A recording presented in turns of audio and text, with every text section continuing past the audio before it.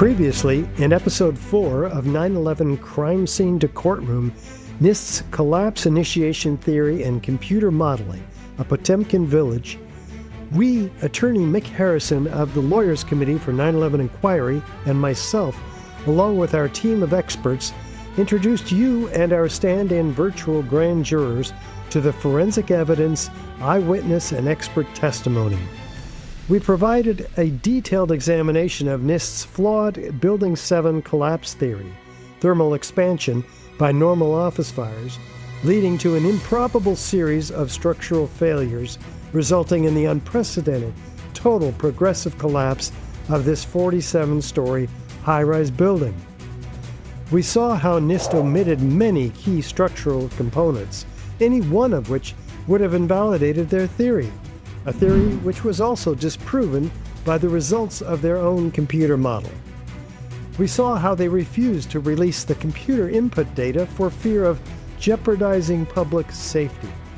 And finally, we took a close look at the more honest, accurate, and open-sourced 4-year dynamic computer analysis by Professor Leroy Hulsey at the University of Alaska, which concluded that fire could not have brought down WTC 7, that instead it was the simultaneous failure of all the columns in the building. We then invited you to be a part of this historic mission for justice on behalf of the 9/11 victims and their family members. We showed you how to participate in a number of ways, including as a virtual grand juror. Today, we present Episode 5, the unmistakable evidence of WTC 7 explosions ignored by NIST. We plan on providing this new forensic evidence, eyewitness, and expert testimony to the actual grand jurors, formatting it specifically for them. We examine NIST's denial of explosions and the witnesses of explosions, and watch directly the testimony of exactly such witnesses. We'll see the evidence of explosions in the behavior of the building, the resulting pyroclastic-like clouds, and the seismic signals from a nearby seismology station 10 seconds before the building drops like a rock, as well as expert analysis by an independent geophysics expert. Now, Episode 5.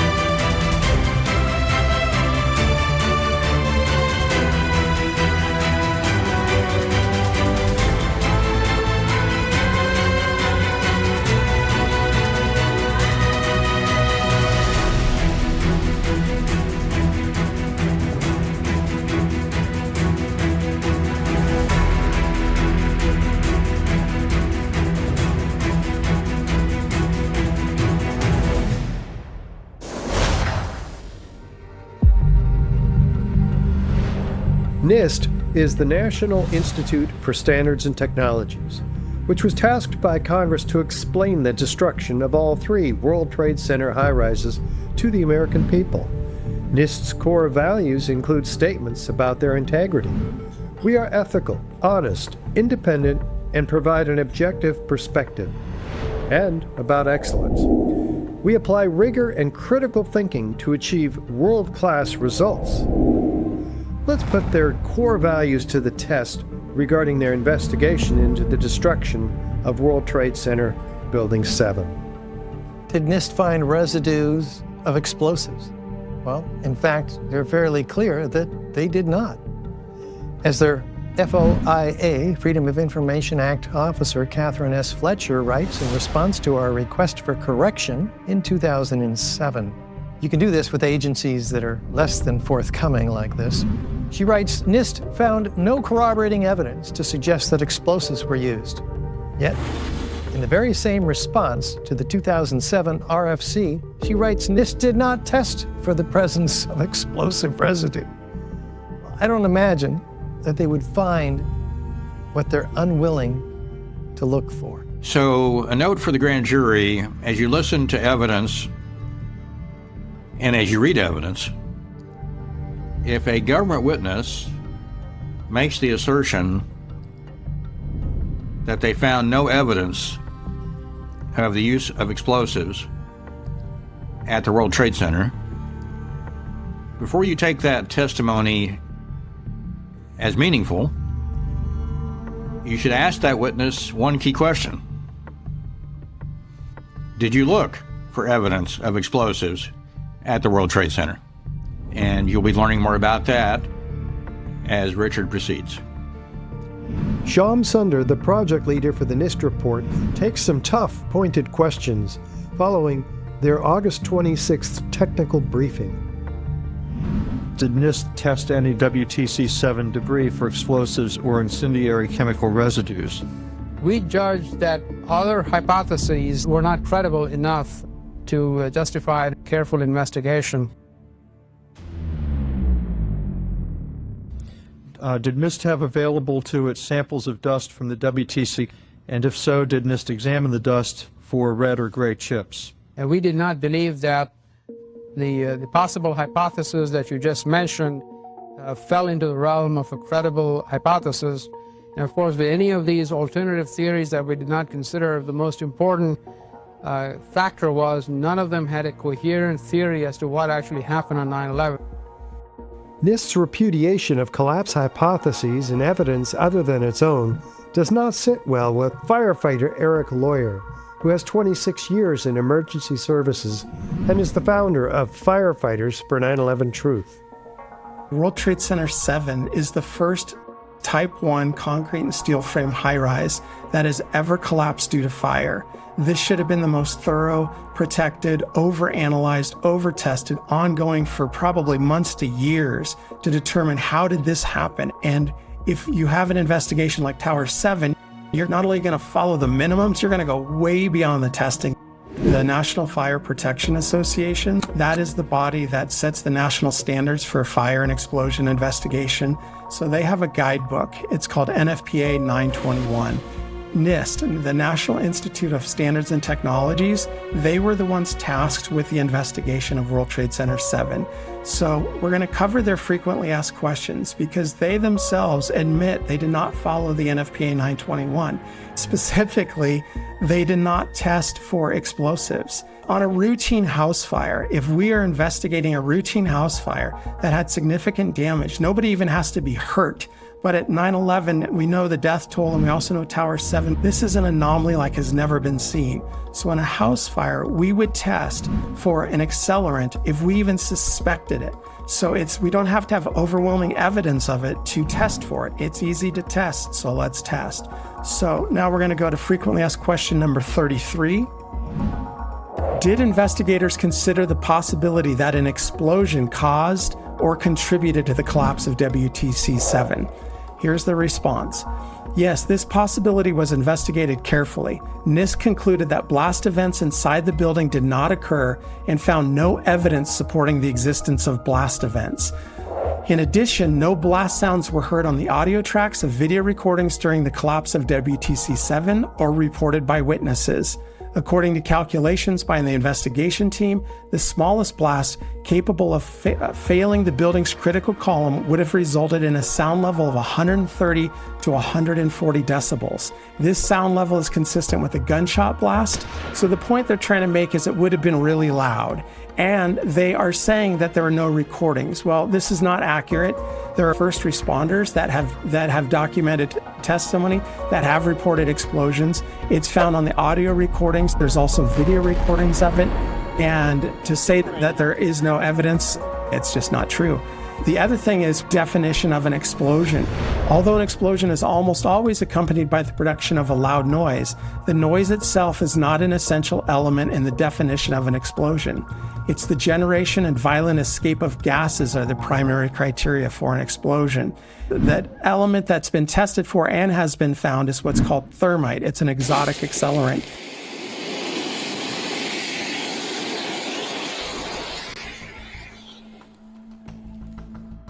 Now, thermite is nowhere near the noise level of traditional explosives, so using that as an excuse is unacceptable.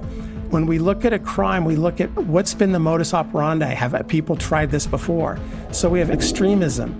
The terrorists may include fire as but one of a variety of weapons, along with explosions used in furthering his or her goal. They say it directly there. And for those who don't remember, in 1993, World Trade Center Tower 1 was attacked by a van loaded with explosives. So terrorists used explosives on that building 8 years prior. So why are we not testing? I can't drive this point home. There's no reason to refuse to test unless you're covering something up. FAQ number 34. Is it possible that thermite or thermate contributed to the collapse of WTC 7? Now again, these are coming from NIST. So here's the response. NIST has looked at the application and use of thermite and has determined that it is highly unlikely. It is unlikely that 100 pounds of thermite or more could have been carried into WTC 7 and placed around columns without being detected.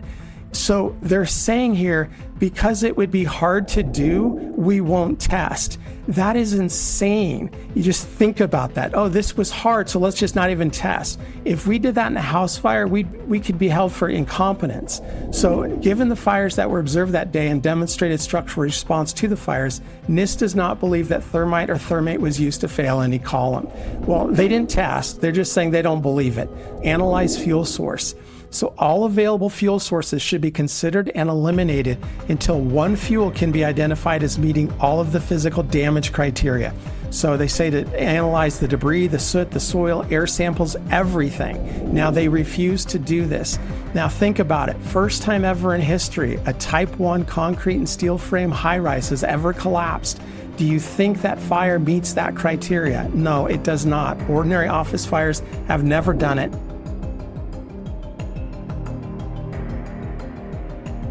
Question number 36 from the NIST FAQs. An emergency responder caught in WTC 7 between the 6th and 8th floors said he heard 2 loud booms. Isn't that evidence that there was an explosion? So here's their response. The sound levels reported by all witnesses do not match the sound level of an explosion that would have been required to cause the collapse of the building. This does not make any sense. This witness they're talking about is Barry Jennings. The witnesses and the level of sound that they heard as being the reason they're not testing is unheard of. And as we know with thermite, it doesn't make the same loud explosion. It doesn't fit the definition of the explosion. NIST waves off the idea of explosives, implying that the only parties who would attempt the controlled demolition of the building would be outside terrorists. We knew how the buildings were designed. We knew how much charge was required, but in general, people would not know how much charge would be required and how much and where to place them to bring a building down. But obviously, it would take a very sophisticated group of terrorists on the inside to pull off a controlled demolition. The idea that you can discount evidence because it doesn't point to the suspect you would normally have in mind, it has nothing to do with the legal obligations of law enforcement or, for that matter, the grand jury. The obligation for law enforcement and grand juries is to follow the evidence no matter where it leads. Ignoring evidence of use of explosives because the evidence you found didn't point to outside terrorists is like the 9/11 Commission saying we're not going to be concerned about the put options, the suspicious trading activity before 9/11, because the people who made those trades and made millions of dollars on them, essentially betting that certain companies involved in the attacks would have their stock drop, the commission said, well, the folks who placed those trades were not connected to bin Laden, so we're not going to investigate them further. So that's not a real investigation, and we're hoping the grand jury will take a more intelligent approach to following the evidence. In this case, when you do ask NIST officials what they did and did not do, one thing you need to look for is whether they look for the use of high-tech explosives and incendiaries rather than traditional ones. That distinction makes a difference. We've been tracking the features of controlled demolition in this film series and have found that World Trade Center Building 7 hosts many of them. Let's now examine Feature 7, Sounds of Explosions Heard and Seen by Credible Witnesses, and determine if we have a hit on this feature as well. The next question is again from Lori Van Auken. Many people who were near WTC 7 on 9/11 did hear explosions. Some even heard a countdown on police radio. Did you speak with these people? No, we did not speak with those people with regard to sounds that relate to booms or explosive sounds and so forth. There are many things that can cause sounds in a building. We can have pieces of the building facade collapse, fail. We can have interior connections because of fire damage and cause a sound that is pretty sudden in nature, which may sound like an explosion. And of course, there are pieces of heavy mechanical equipment that can cause sounds that appear to sound like explosions.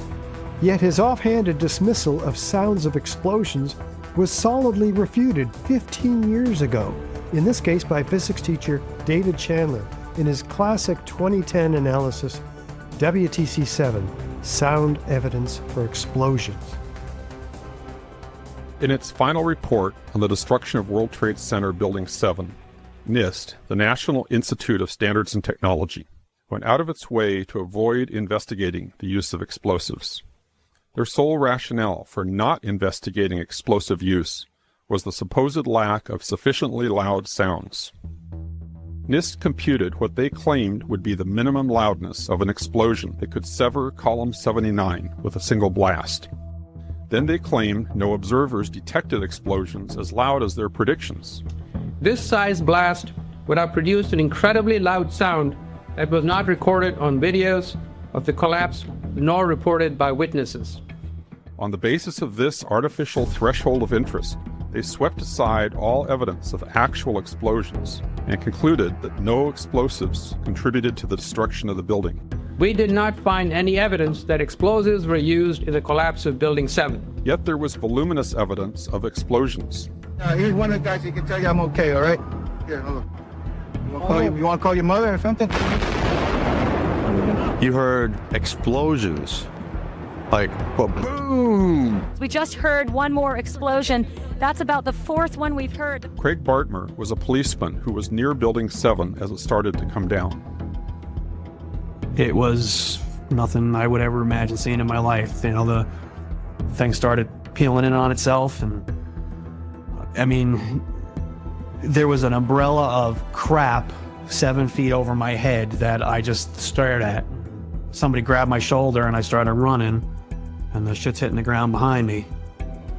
And the whole time you hear thum, thum, thum, thum, thum. So, I think I know an explosion when I hear it. A few blocks up West Broadway, looking toward the World Trade Center in the distance, Ashley Banfield was conducting an interview for MSNBC. You were just told by police that you should move out of your... The mic was set to pick up speech a few inches away.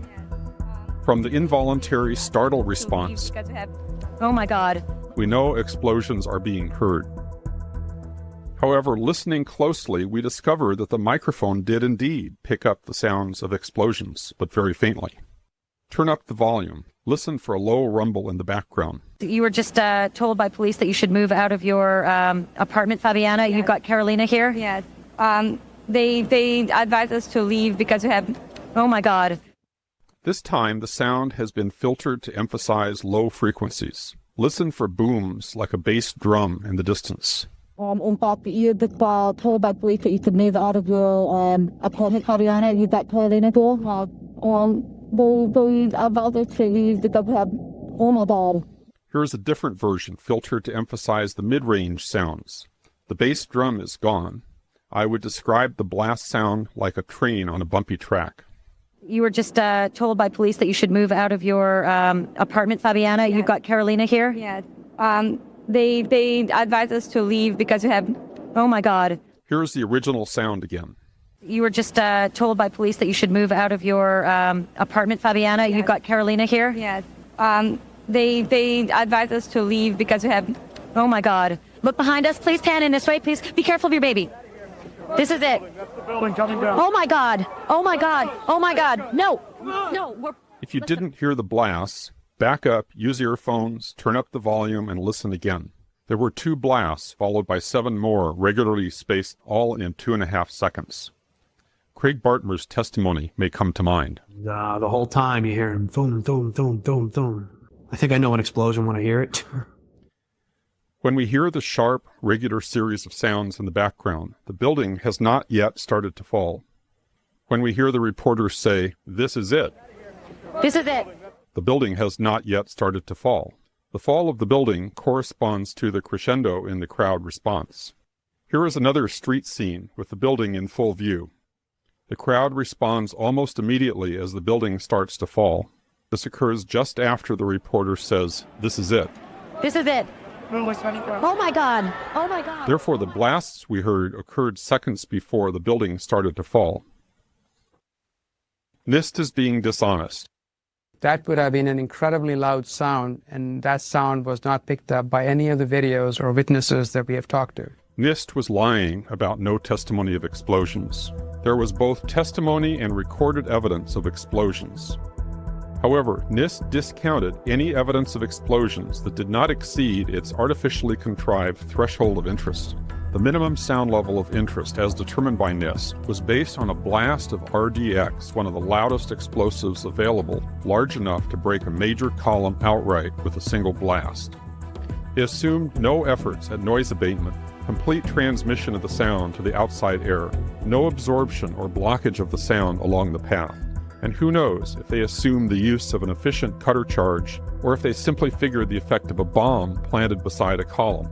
They don't say.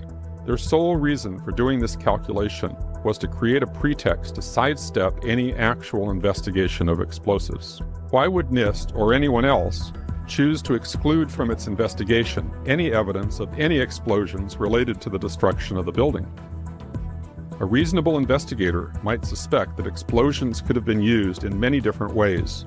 They could break connections rather than cut directly through the largest columns, or use silent incendiaries to weaken the columns. Ruling out RDX does not rule out the one explosive that was most likely used, nanothermite. Nanothermite can be tailored to control the sound level by adjusting the particle size and including additives.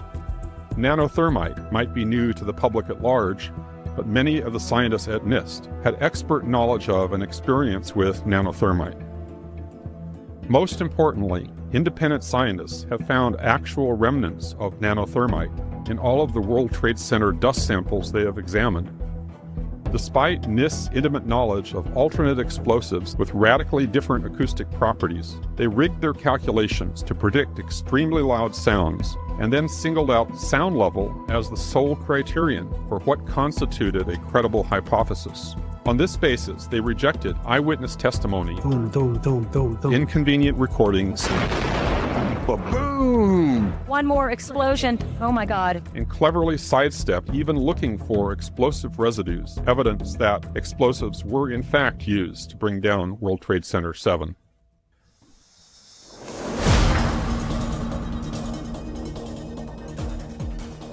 If you ask the witnesses of explosions, you get a series of resounding yeses. Kevin McPadden was an Air Force medic helping with medical triage that day. You heard explosions, like boom, It's like a distinct sound. It's not like when the compression, like boom, boom, boom, boom, boom, like floors that were dropping and collapsing. This was a boom, and like you felt a rumble in the ground, like almost like you wanted to grab onto something. That, to me, I knew that was an explosion. There was no doubt in my mind. And here's Daryl, a medical student, interviewed that evening on 1010 WINS radio. We were watching the building actually because it was on fire. The bottom floors of the building were on fire, and we heard this sound that sounded like a clap of thunder. Turned around, we were shocked to see that the building was it looked like there was a shock wave ripping through the building, and the windows all busted out. And it was horrifying. And then about a second later, the bottom floor caves out, and the building followed after that, and we saw the building crash down all the way to the ground. We were in shock. And what did Bill Rosati see? I'm going to call in Bill Rosati. He was here when it all happened. He saw it for himself. Bill, if you can just tell us what you saw, what you heard. Well, I was standing like 2 blocks away, and all of a sudden I just seen a big flash, and then I seen the building coming down, and I just seen people just running everywhere, chaotic like. And what did the New York Fire Department's Captain Richard Patterson experience at WTC 7?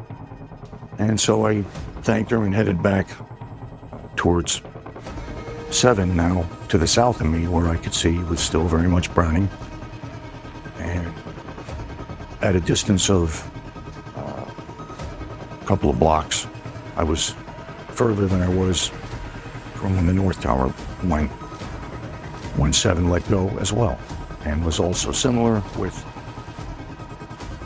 although not as loud because I was further away, a series of concussive explosions. Before it let go? Yes. The experience of it was that it was as if a controlled demolition. First responder Patrick Dillon also witnessed the collapse of Building 7. He was on a personal quest that day to find and hopefully rescue his best friend, Captain Patrick Brown, who went missing at 10:28 that morning when the North Tower had buried him. I remember feeling that, like it was like freight trains underneath the earth, shaking the earth, even shaking me. That's when we all saw Building 7 crumple in the middle, like way up at the top. It buckled and then dropped. This gentleman, Barry Jennings, the Deputy Director of the Emergency Services Department for the New York City Housing Authority, who, along with Mayor Giuliani's attorney, Michael Hess, was summoned to an emergency meeting after a plane hit the North Tower at 8:46. They went into the building to report to the Emergency Operations Center on the 23rd floor, apparently not realizing that the building employees mostly self-evacuated. They made it by elevator to the Emergency Operations Center, escorted by a security guard, when they were advised by phone to get out of there. Get out of there now. This is their experience on the way down. The first explosion I heard when I was on the stairwell landing, when we made it down to the 6th floor. Then we made it back to the 8th floor, I heard some more explosions. What sort of sound? Like a boom, like an explosion. And more than one? Yes. We started walking down the stairs, we made it to the 8th floor. Big explosion. Blew us back into the 8th floor. Where did that originate from? Did the explosion come from under you? It was definitely under us. It was definitely under us. Did it lift you up? Is that? Yeah, it blew us back, and then I found myself, I thought I was on a stair landing, but I wasn't. I found myself hanging on. That I'm on the north side of the building because when I was on the stairs, I saw north side. All this time, I'm hearing all types of explosions. So I took a fire extinguisher and broke out the windows. Once I broke out the windows, I could see outside below me. I saw police cars on fire, buses on fire. I was trapped in there for several hours. I was trapped in there when both buildings came down. The firefighters came, they came to the window. When they started running, the first tower was coming down. Then I saw them come back. Now I saw them come back with more concern on their faces. Then they ran away again. The second tower fell. So as they turned and ran the second time, the guy said, don't worry, we'll be back for you. And they did come back. This time they came back with 10 firefighters. When they finally got to us, and they took us down to what they called the lobby, because I asked them, I said, when we got down there, I said, where are we? He said, this was the lobby. And I said, you gotta be kidding me. It was total ruins. It looked like King Kong had came through it and stepped on it. And it was so destroyed, I didn't know where I was. When we get outside, a police officer comes to me and says, you have to run. We have more information of bombs, so you have to run. I sat down in front of the TV and my wife said, why do you keep watching this? Why do you keep... I couldn't stop watching it. And that's when I found out Building 7 came down. I was so surprised. And I'm saying to myself, why did that building come down? And I knew why it came down, because of the explosions. Jennings just cited a number of very specific explosion sightings and experiences.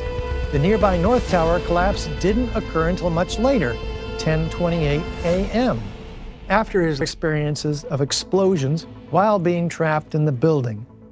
NIST has rewritten the history on this. They've admitted to interviewing both of these witnesses, Michael Hess and Barry Jennings, but they have found a way to avoid complying with the Freedom of Information Act requesting release of those transcripts. And then they discredit these credible witnesses with dismissive statements like this. They're just isolated anecdotes, pieces of information that really don't stand together in some kind of a meaningful fashion. And what about the FBI's more information of bombs? Bombs like this one on the late morning of 9/11 in the vicinity of Building 7? Yeah, here's one of the guys who can tell you I'm okay, all right? Here, hold on. You want to call your mother or something? Well, that's not the only explosion corroborating Barry Jennings' startling testimony. There were a number of reporters, both on-the-ground witnesses as well as news anchors back in the studio, talking about explosions after the 10/28 collapse of the nearby North Tower.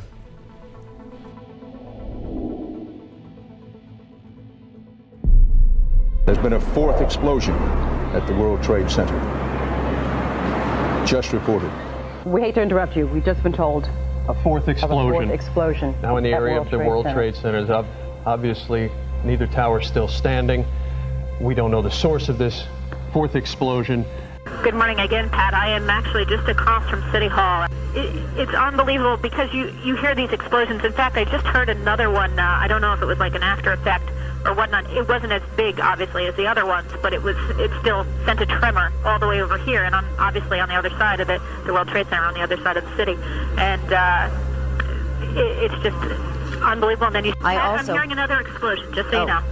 I'm hearing another rumble. It's not as bad as the other ones were. What you can feel when these tremors come is that it literally comes up under your feet. That's what it feels like. That's the best way I know to describe it. A building very close by, about 2 blocks away next to an elementary school, causing another explosion.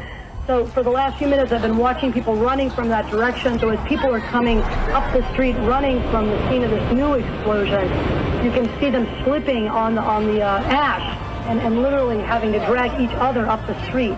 Well, we just heard another explosion go off a couple of minutes ago, Chris, and saw a bunch more people sort of running this way. A woman on her bike was screaming as it went off, and there was a New York City officer, he's plain clothes, walking by with a radio. I tried to stop him to ask what happened, and all he said was car bomb, car bomb. And then, I don't know what it was, John, but another explosion, a rolling blast of fire, a rolling column of fire towards us. If my respect for fire and police already knew no bounds, given the danger, it now exceeds what I thought it could, because a firefighter threw me into the wall of a building, covered me with his body as the flames approached us. The police and the fire working in there are doing so against really dangerous odds, and they still don't know if there's something else left to explode. Where were you at the time? I was directed by a firefighter who said, walk down the middle of the road because you don't know what's going to come down, at which point we heard a rumble like I've never heard before, and a firefighter ran towards me. Was this from the first rolling blast or the second? John, I looked at my watch. It was about 10:44 is what my watch said. So it was after the second, I think the second tower exploded. All right. There's just been another explosion, and as happened with the last two, this third one I haven't had any confirmation on it yet, but there is, I mean, the plumes of smoke have been so thick anyway. What's so frightening at this time is that we've heard 3 explosions since both towers collapsed. Lester, there have been about four explosions here since about 11 o'clock. The most recent about 2 minutes ago that seemed to shake the ground that we're on. We're about a block and a half away from what used to be the World Trade Center. We're obviously having a bit of trouble right now maintaining our location because we just heard one more explosion. That's about the 4th one we've heard. This is why it's so difficult for them in this area where we are. The second and third explosions literally have wreaked havoc on those field forces and those command centers. So they've had to back up, and now they're trying to see how they can approach it again. So there was some kind of additional explosion, but I don't know what it was. Definitely. Smoke was rising from the ground. Maybe it was a federal building or something like that. Now 11 o'clock. Still hear continuing explosions. It's another explosion. How many of these witnesses of explosions were included in either the FEMA or the NIST report? 0. Not one of them. And yet NIST claims to have interviewed 1,000 witnesses. The deputy director of New York's Office of Emergency Management was NYPD Sergeant Richard Rotanz. He and others inspected the building in the early afternoon on 9/11 and was literally terrified by the explosive damage that had occurred earlier on the 8th and 9th floor. Then he had to go into that building to assess it. You could hear the building creak above us. You could hear things fall. You could hear the fire burning. You could see columns just hanging from the upper floors, gaping holes in the floors up above us. There was an elevator car that was blown out of the shaft and it was down the hall. Gaping holes in the floors above him with columns dangling? An elevator car blown out of its shaft, landing down the hall 30 feet away, as he clarified later.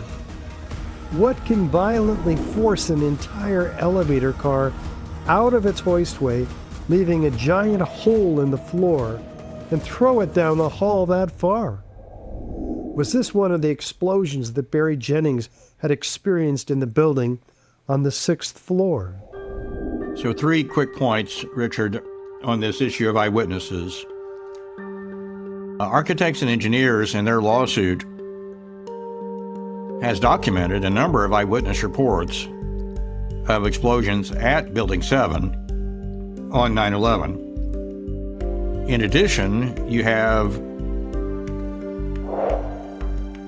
I don't know, 100 or more eyewitness accounts of explosions, sights and sounds of explosions by first responders during the time the towers were burning and on the verge of collapse and during the collapse. So you got, for all 3 buildings, eyewitness reports of explosions. Many of these eyewitnesses are trained, professional, experienced first responders, firefighters and police.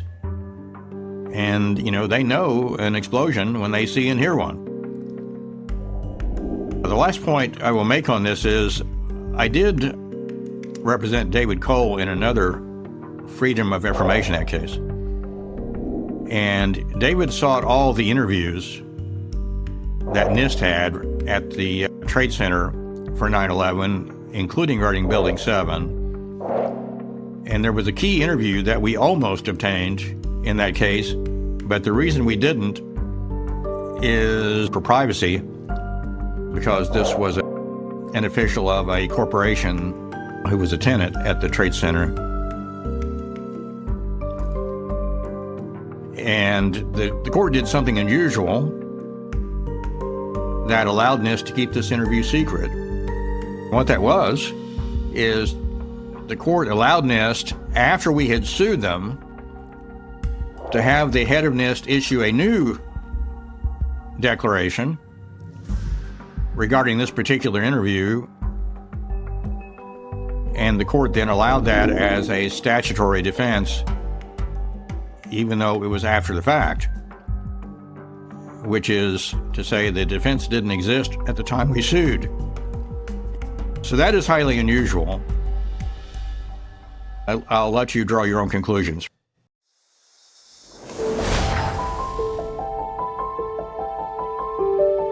If there were bombs, then maybe it created a seismic event that was recorded. Let's look at the Lamont Doherty Earth Observatory for an answer. It was 20 miles north of the World Trade Center. In fact, there was a 0.6 magnitude event produced near the time of the World Trade Center collapse, Building 7. NIST attributed this to the collapse, a reasonable assumption until you really look at the data. The peak seismic signal occurs at 5:20 p.m. and 42 seconds, but the building doesn't start collapsing until 10 seconds after that. So how can the collapse of the building possibly cause the seismic signal 10 seconds earlier? Well, NIST has an answer for this too. They write that it is likely due to the falling of debris from inside the building in the earlier phase of the collapse. But there's no evidence of an internal collapse. There's nothing happening for about 6 seconds, in fact, inside or outside the building. The west penthouse and screen wall then begin falling uniformly, symmetrically, and only a half a second earlier than the overall collapse.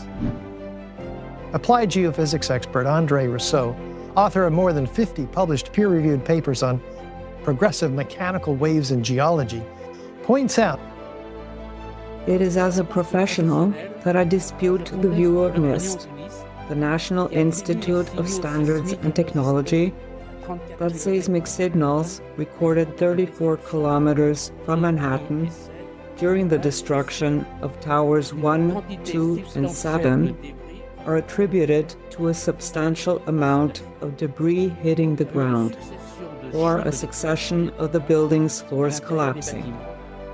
I attribute them instead to underground or subaerial explosions.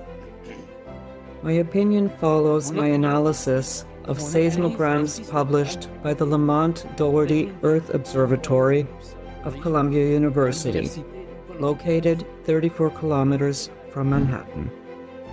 He says that the bell-like form of the graph points to an impulsive source of energy, not percussion on the ground due to the falling of debris.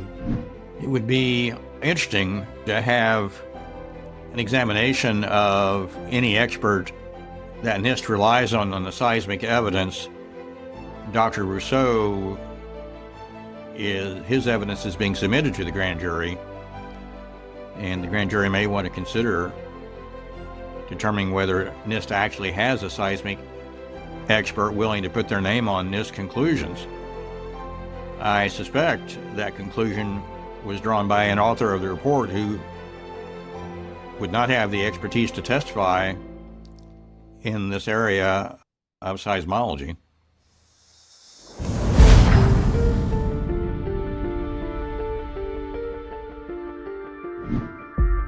Let's look closely at feature number 8, pyroclastic-like clouds of pulverized concrete, and see if the Building 7 destruction has this feature also. What can we learn from the National Fire Protection Association Guide 921 for fire and explosion investigation? The manual, which is the authoritative source in this country and largely around the world on this subject. Well, it says look for large volumes of gas and a large amount of heat released in chemical explosions causing rapidly expanding plumes of hot gases. Well, this is exactly what was observed directly after the collapse, or as the building is collapsing, racing 35 miles per hour away from the collapse of the Building 7. These clouds are expanding in every direction in cauliflower-shaped forms, expanding rapidly, many times larger than the building. Well, this is a whole lot of heat in these cauliflower-shaped expansions. Is it coming from these fires? They were almost certainly extinguished by the mechanical action of these falling floors. let's consult an explosives expert to see if we can gain more insight into what might be responsible for all of this observed phenomenon. My name is Mark Lillie. I am a chemical engineer and explosives engineer for about 30 years. I hold a degree in chemical engineering from Arizona State University. I've worked on high-profile programs such as D5, Trident missile, Peacekeeper missile, Space Shuttle, and so forth. I've also done design work, designed some novel blasting agents. I've been involved in the use of millions and millions of pounds of explosives, everything from small test shots up to large million-pound-plus mine shots. In the context of a burning office building, one would not expect anything present to be able to produce these kind of temperatures. You know, we're talking 4,000 degrees Fahrenheit. The only thing that I'm aware of that would do that would be a deliberately set charge, such as a thermite. Holy shit! Classically, you would use a thermite or a thermate, which is just a modified thermite, to do that type of work. It burns at around 4,000 degrees Fahrenheit, cuts through steel like a hot knife through butter. And that symmetrical collapse is extremely telling. You just are not going to see that in nature. No random or pseudo-random event is going to happen with that kind of symmetry.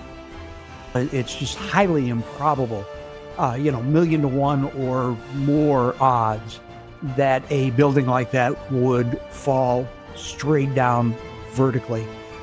In demolition work, you go to meticulous effort to bring the building straight down. This is not going to happen in nature. It's not going to happen once. It's not going to happen 3 times. In demolition work, you're going to set charges on each floor, and those charges have to be timed with precision on the order of 1 or 2 milliseconds in order to achieve that kind of symmetry. So NIST claims that it was one corner, I think it's the northeast corner, that structurally failed first. If that's the case, then the building is going to tip in that direction as it falls. You can't damage one corner of the building and have the building fall straight down. That doesn't happen in nature. It obviously was a deliberate act.